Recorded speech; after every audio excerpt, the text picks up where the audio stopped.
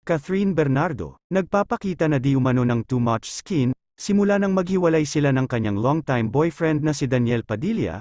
Nababahala ngayon ang mga netizens, sa biglaang pagbabago ni Catherine partikular na sa kanyang pananamit. Catherine version 2.0 na, ang datingan ngayon ng dating mahinhin at very reserved na Catherine Bernardo. Hindi kasi sanay ang mga fans ng dalaga, na binabalandra ng aktres ang kanyang katawan at bago daw ito para sa kanila. Noon kasing sila pa ng kanyang ex-boyfriend na si Daniel, kontrolado nito ang kanyang galaw pati na mismo ang kanyang pananamit. Ayon sa netizens, wala naman daw mali sa pagkukontrol ni Daniel, kung para din naman daw ito sa kabutihan ng dalaga.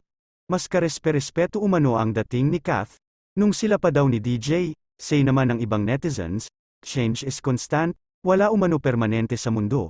Kaya wala umanong masama sa biglaang pagbabago ni Catherine, di naman daw natin alam talaga ang kanyang saloobin, malay daw natin kung yan talaga ang kanyang estilo ng pananamit, sadyang pinigilan lang daw siya ni DJ, wala naman daw masama sa pag-evolve ni Catherine, kung wala naman siyang naapakang tao, ginagawa lang naman daw ni Catherine ang kanyang trabaho. Ang kaibahan lang daw ngayon, wala na ang taong nagkokontrol sa dalaga, kung ano ang dapat at hindi niya dapat gawin. Kung nag-evolve man si Catherine ngayon at nagpapakita na siya ng konting balat, choice niya yan at dyan siya komportable.